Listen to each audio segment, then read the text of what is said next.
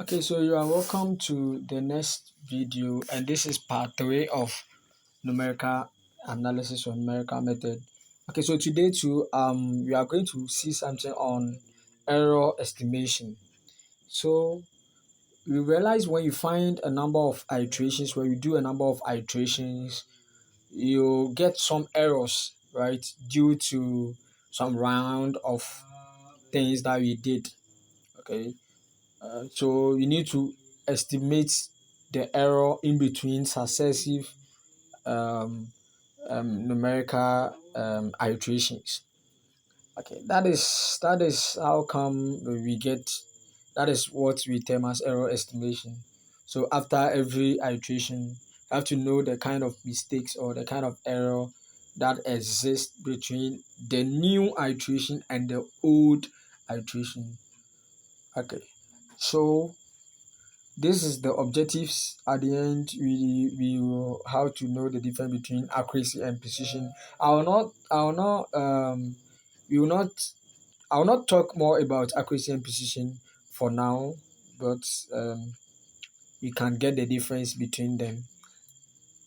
We will also know how to quantify errors. We can also know how at the end of this we have to know how to how error estimates can be used to decide when to terminate an iterative calculations or not. So basically, we can stop depending on the kind of error we get. So when we realize when we do the computation or when we do the iteration and we get some huge errors, we can terminate it. We have some criteria, stopping criteria that will help us to stop the iteration process, right? So we have the ES, we have the EE. We will. I'll talk to you about that.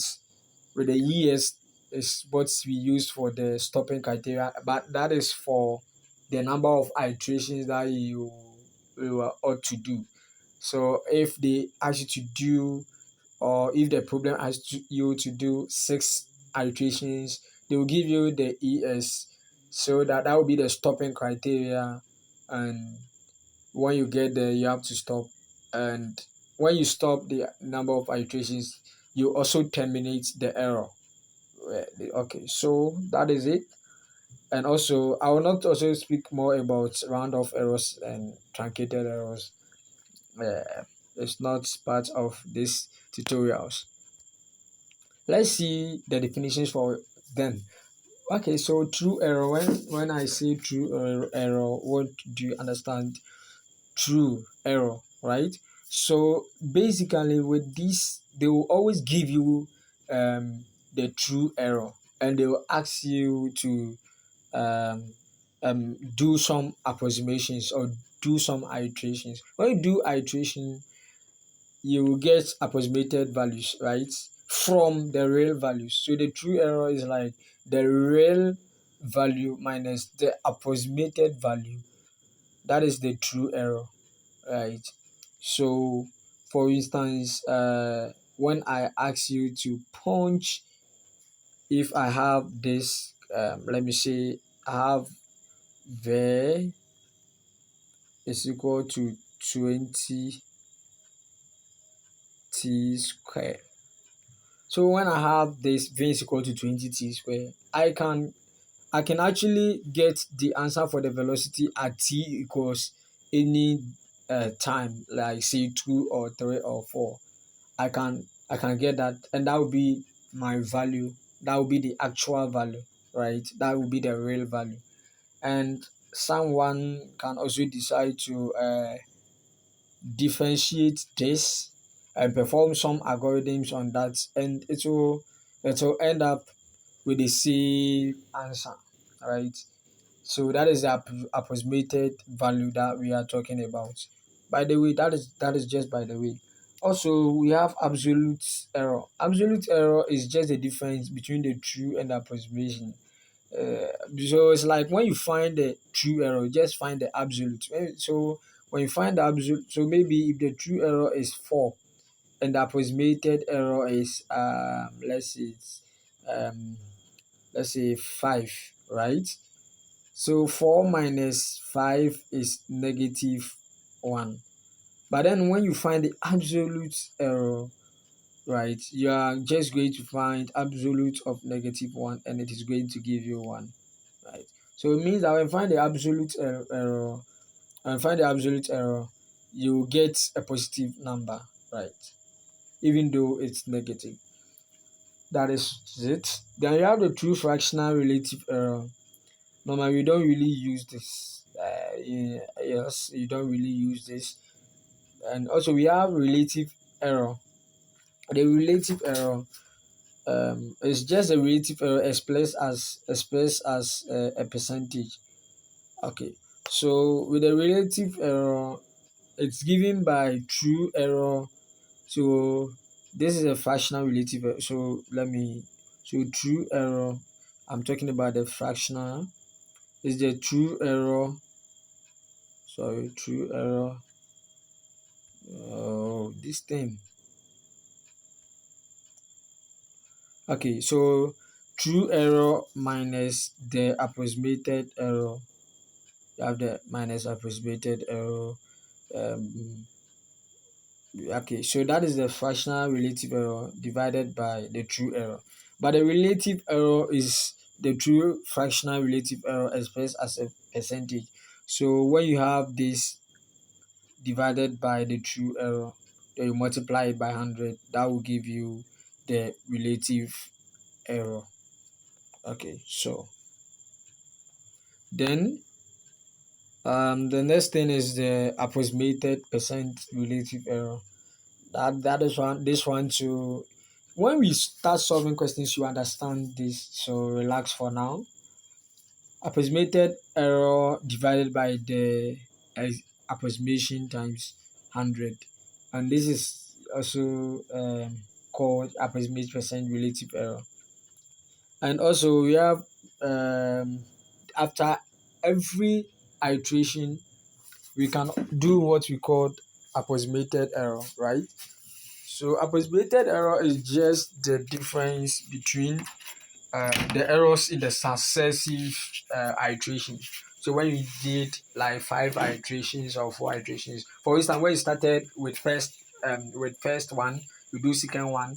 So now the approximated error will be the second iteration minus the first iteration divided by what the second iteration times 100. So it's a kind of the present approximation minus the initial or the previous approximation divided by the present approximation times 100. So that's how I we also do approximated errors in numerical analysis. Approximated errors are normally indicated as EA, that is approximated errors. Okay. Okay, so let me talk to you about stopping criteria. So most of the times for the set of equations that will be given, you have to do 10 iterations. You can even go beyond that, which is stressful, right? So because after each iteration you have to find the error, approximated error and stuff. It is a whole lot. So sometimes you can have a stopping criteria. Stopping criteria is just it's a value that will be given to you. So for instance, do 3 or do some iteration on an equation, and the stopping criteria ES is termed as stopping criteria. So they will give it to you. When they give it to you, it means whenever you get the EA less than the absolute value of the approximated error, this is what I'm talking about. Whenever you get the absolute value of the approximated error less than the stopping criteria, you just stop. You just stop your iteration. That's all. Don't continue with the iteration. So when you realize that you had the value of EA less than ES during the second iteration, you just stop there. Yes. And ES is usually given by ES is given by 0.5 times 10 raised to the power 2 minus n, all percent. Okay, so this is the formula for ES. In case they don't give you the ES, if they don't give you the ES, just use this equation. You will be given n. N represent the number of significant figures. So, for instance, if in the question they said use three significant figures, you just put three there. You just put three at where the n is. Then you multiply by 0.5 times 10 to the power negative 1. Then you are going to get in percentage. So that become your ES, right? Note this. If in case they don't give you the value of the ES and they give you the significant figures, the number of significant figures to work with, you just put the value there, then you find the ES. And that will be the stopping criteria for your iteration. Okay. Thank you very much. This and the third the third part of the tutorials on numerical analysis. Please, if you are new here, kindly watch this video and subscribe to my YouTube channel. Thank you.